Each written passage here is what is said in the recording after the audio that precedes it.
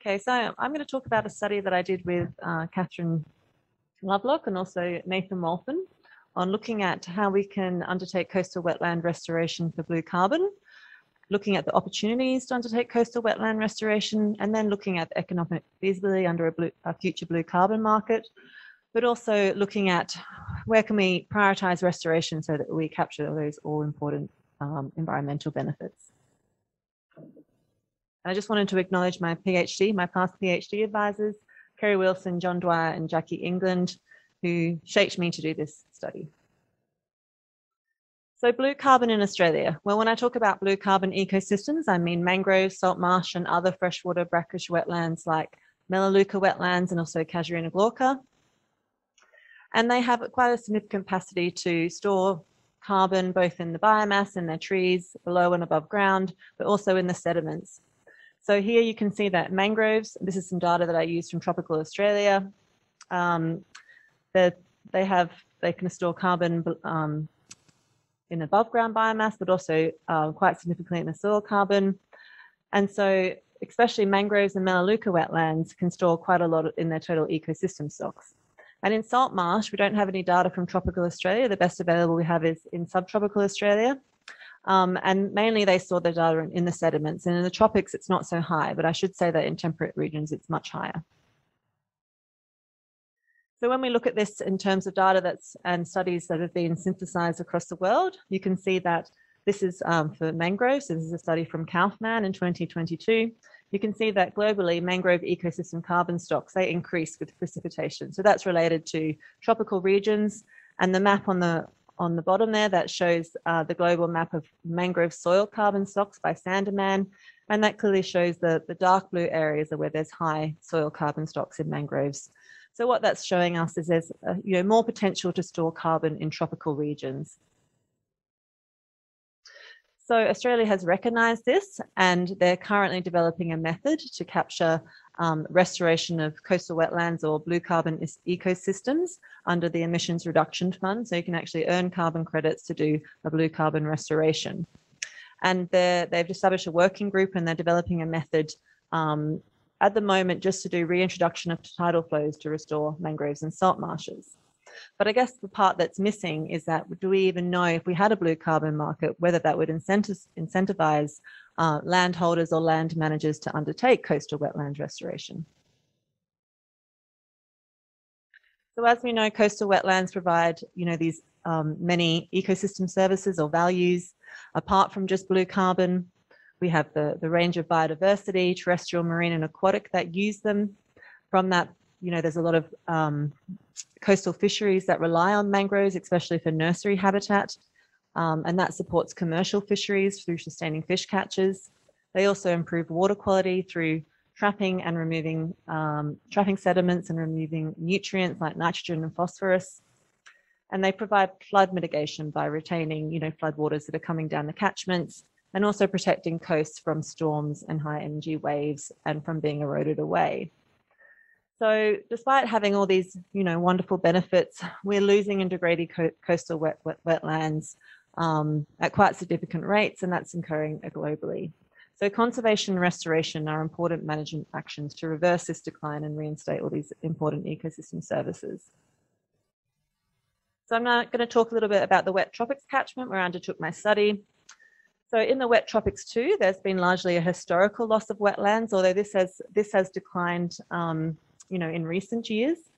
But it's because of this historic loss of wetlands, and quite typically what has happened in the floodplain is that you've had like conversion of land use to agriculture, in particular sugarcane up there and grazing, and they've constructed bun walls and they've drained that land to allow grazing and sugarcane lower into tidal zone. And that encompassed with also, land use conversion throughout the catchment has resulted in reduced water quality. And in the wet tropics and the Great Barrier Reef, that's really significant because we have the Great Barrier Reef, and that's affecting the health and resilience of the reef to withstand the effects of climate change, which is the most thing that's threatening the Great Barrier Reef and resulting in large bleaching of the coral reefs occurring with increased sea surface temperatures. So the Australian and Queensland government have recognised this, and they've got the reef plan, And those actions are really about improving water quality to enhance that resilience of the Great Barrier Reef. So in that plan, they have actions to improve farm management practices, but also to improve water quality through undertaking restoration. So that can be gully restoration or coastal wetlands. Yeah. So, and then also there's what's come out of that is the reef credits, which is a program where landholders can sign up and potentially earn money or credits through undertaking these water quality improvement works. And there's some work that's already been done by Nathan Waltham that has looked at the conversion of low-lying sugarcane land to coastal wetlands and has shown that that type of coastal wetland restoration can remove nitrogens from the waterways. But what the missing piece is that we don't know what the carbon benefit is to mitigate climate change. So the objectives of my study were to look at, firstly, like what is the opportunity to undertake coastal wetland restoration given the availability of land that we have that's not already inhabited by humans. And then given that opportunity, what's the economic feasibility of doing that restoration for coastal wetlands under a future blue carbon market, given the current carbon price. And because we're just recognizing that the method that's coming out for the reintroduction of tidal flows, we only considered the natural recovery of mangroves and salt marsh or other Melaleuca or casuarina wetlands by reinstating those tidal flows on agricultural land, which is likely to have been drained by a bund wall. And then we did a cost benefit analysis to determine what your carbon credits that could potentially be earned, and then a prioritization approach to achieve, to try and maximize those benefits. But we weren't able to assess all the benefits, so we just focused on those benefits which are really significant to Queensland. So biodiversity, improvement of water quality for the reef, and coastal fisheries. So this is a bit on our approach. So firstly, we identified the restoration sites. And for agricultural land, we took anything that's sugarcane, grazing, or abandoned aquaculture. Then we determined what the highest astronomical tide might be. So this is where this is the highest level that coastal wetlands would be tidally influenced and therefore would grow. And from this, we had to, I had to basically calculate this from a digital elevation model and get all the highest astronomical tide levels throughout the region from the maritime data. And then we took the pre-clear coastal wetland mapping, so that's the historical mapping for Queensland, and we identified areas that were previously mapped as mangrove, salt marsh, Melaleuca, sedgeland, but we also encompass vine forest because it's likely that agriculture has resulted in erosion and dropped the levels of that land so they could be tidally influenced now. And then we just took any sites like greater than 1 hectare. And from that, we estimated the carbon benefit. So this is quite complicated, but I used IPCC, tiered methodologies, always using a higher tier where I could, using national and regional level data supplemented by IPCC Australian specific emission factors. And we accounted for also the avoided greenhouse gas emissions that would be avoided from seizing the existing land use. So CO2 from soil carbon loss, but also nitrous oxide emissions associated with that, and methane emissions from flooding as well. And so with that, we also accounted what is the CO2 removals from and emissions from restoration. So this is mainly, what's captured in the above ground biomass, but also the soils. But we also accounted for some methane emissions, which are expected from brackish wetlands. So we also estimated the benefits. So as I said, we focused on water quality. So I won't go into this in too much detail, but we had, because this is a spatial analysis, we accounted for indicators. So for water quality, we focused on denitrification, so the potential for that area to remove nitrogen based on residence time and the catchment loads of dissolved inorganic nitrogen. So for biodiversity, we took 2 indicators which are known to influence biodiversity, so connectivity among habitats and patch size. And my previous research and restoration has definitely shown that for woodland-dependent birds. And for coastal fisheries, we took nursery habitat and also connectivity with existing fish habitat. And then we also wanted to factor into the prioritization analysis, like whether the restoration area is how feasible it is or how effective the restoration, so the restoration success. So whether the site has a drain or a canal and therefore could be hydrologically restored, and whether it has frequent tidal flushing, because if you have frequent saline tidal flows, then that can reduce maintenance costs associated with weeds. So for the cost benefit analysis, we run a net present value assessment. So for those who are not familiar with economic assessments, it's really we did it over 25 years because that's the earliest permanence period you can have for a carbon farming project. So you do a discounted sum based on the carbon payment that would be expected based on how many, carbon dioxide equivalent emissions. And then we also accounted for the maintenance cost and also what is the farm gross margin from the existing land use. So whether that was grazing or sugarcane, so how much the farmers were getting paid for their current land use. And then we also accounted for a one-off conversion cost associated with all the hydrological restorations. And we ran it for 6 scenarios. There was the base scenario, 25 years, 4% discount rate, conventional farm practice, because that's what's most commonly undertaken in the wet tropics, current carbon price, a lower restoration cost because hydrological restoration is very cost effective. But then we also undertook that for with 5 sensitivity analysis, varying all those things so we could see if it was sensitive to, like, say, a higher restoration cost, better farm practice, higher discount rate, higher carbon price. And then we ranked all those sites from highest to lowest.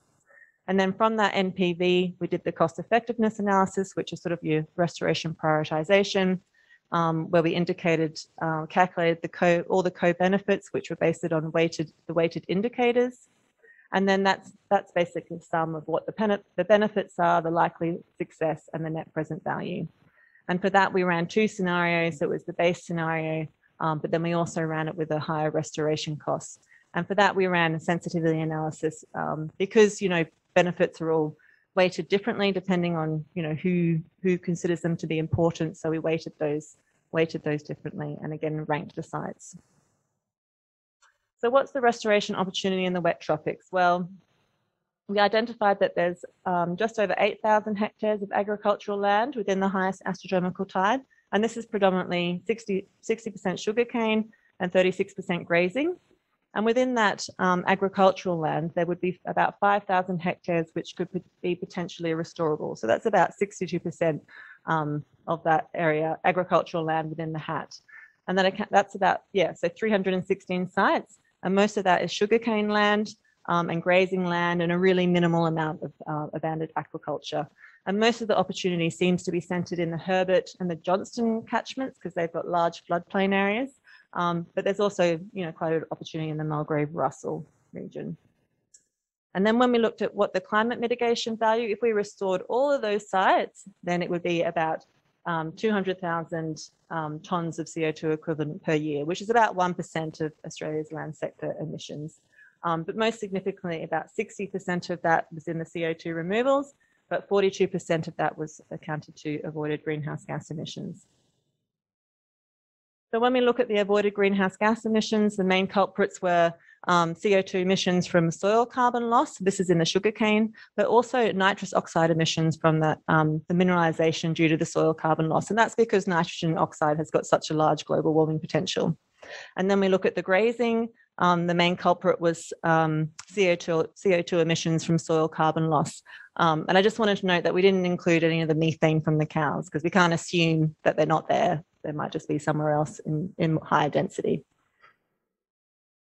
So this is the cost benefit analysis, and it shows that the net present value ranged from a loss of 1.5 million to a profit of 4.9 million. So it's really variable, and the number of profitable sites varied per catchment.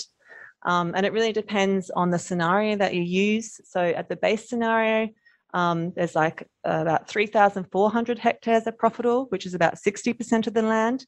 But then when you use like a higher permanence of 100 years, that goes up to 3,500 hectares, not much. But then when you use a higher carbon price of 25 tonnes per hectare, like they get for the Aboriginal savanna burning projects, then that jumps to about 90% of the land, so about 4,500 hectares.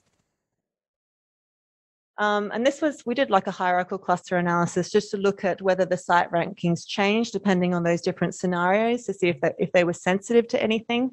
And what it shows is that, you know, these models are sensitive. They're sensitive to discount rates. So it's important to get that right. They're also sensitive to the farm gross margin. So, you know, if the situation changes and farmers start using better farm practices in the region, then that would be affected too. And the cost effectiveness prioritizations, they were sensitive also to the carbon price and how much weighting is put on the nitrogen. So this was just showing you the summed values in the top 20 sites. And what it shows really that, I just wanted to highlight that. So if you sum what the climate mitigation or the benefits alone without accounting for any of the prioritization, you get, and then you look at like how much you would get for restoring those sites, they're pretty similar. So it's about 7 million. And then with the base scenario, if you prioritize it with your benefits, and for those sites that you get the most climate mitigation and the financial payment, then that jumps to 8 million. But if you use the scenario with the higher carbon price, if you use the cost effectiveness analysis, that jumps way up, and you can get, for your 20 your highest ranked sites, you can get, 30 million over 25 years. So it's quite a significant profit if you use, a prioritization approach like this. So it really shows that with a higher carbon price, there's minimal trade-off between ecosystem services in the top 20 sites, but with a substantial profit. And also we found that size influences profitability. So there is this economies of scale as well. So just to summarize, restoring 90% of the 5,000 hectares is profitable with a higher carbon price. And this reduces to 67% with the current carbon price. And avoided greenhouse gas emissions account for 42% of the climate mitigation value. So it's important when we're developing the method that we account for that. So at the current carbon price, though, incentives to restore would be limited.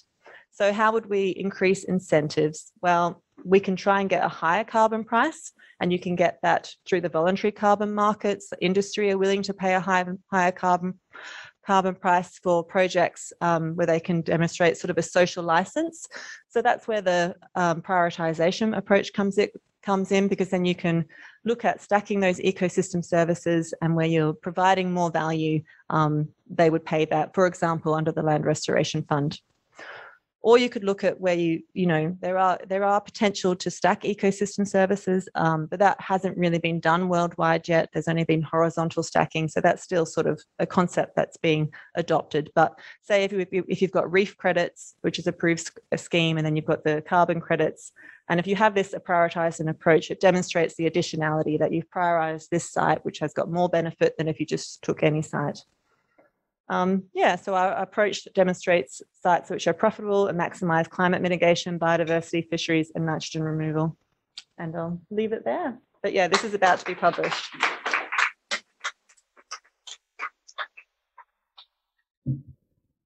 Any questions for me? Ben?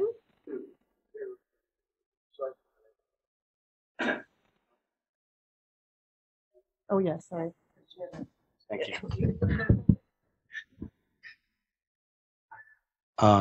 That was easy to follow for me. I just did a chapter on this, so it's like, and you did better than I. The first one potential little thing to look at. It's possible to look at using a negative social discount rate also. Mm-hmm. Like reflecting society's future preference for things like blue carbon, right? Which you could make the case for, which might, without trying to seek a high carbon price.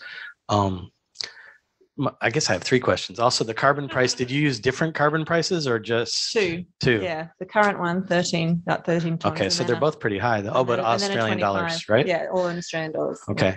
And the last bit, are there any opportunity costs to consider to current landowners? And was that in the model? It was in there. Yeah. Okay, I just didn't see it. Yeah. Okay, thank you.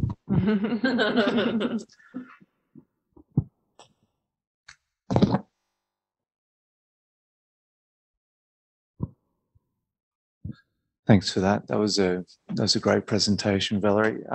So Ben Green from Sunshine Coast Council. One question I had was just with the type of restoration of the coastal wetlands, when you're looking at the differences between, say, mangroves or salt marsh or casuarina forest or melaleuca wetland, as far as, I guess, aiming for a carbon price, what's the most desirable community you'd be going for? Mangrove or Melaleuca wetland. Yeah, okay. They were the highest carbon stocks that you'll get restored because you get it in the above ground biomass as well as the sediments. So in terms of, that for the tropics, they're the best performing, but we're looking at hydrological restoration. So you'll be getting a mixture of those communities coming back depending on, how it forms naturally. Okay. So we just based it on the historic mapping because that's the best available data that we have. And this is just a spatial analysis. So any project that's going to go ahead, you have to do site assessments of the hydrology and the geomorphology to sort of make a judgment call on what communities are going to come back, given, sea level rise and dropping of the surface elevation. Yeah. Right. I don't know. Yes. Probably not. 1 minute. Yeah. Okay. It would be cut off but that's okay. Okay, quick one. Is there room for consideration of recreational benefits or benefits to fisheries and all that sort of stuff? We did the coastal fisheries is in there, but that's from a perspective of, promoting nursery habitat for fishes. But there would be. It's just how many benefits do you want to put in? I just focused on 3 because they're the ones which are important to, the Great Barrier Reef catchments at the moment. But, there might be other regions in Australia where, like, for example, Moreton Bay, and that's where I'm undertaking my work at the moment, where recreational fishing is much more highly regarded. So I guess it depends which region you undertake your study in. So you can tweak those benefits to suit. Yeah. Fabulous. If we can all thank Valerie for a great presentation.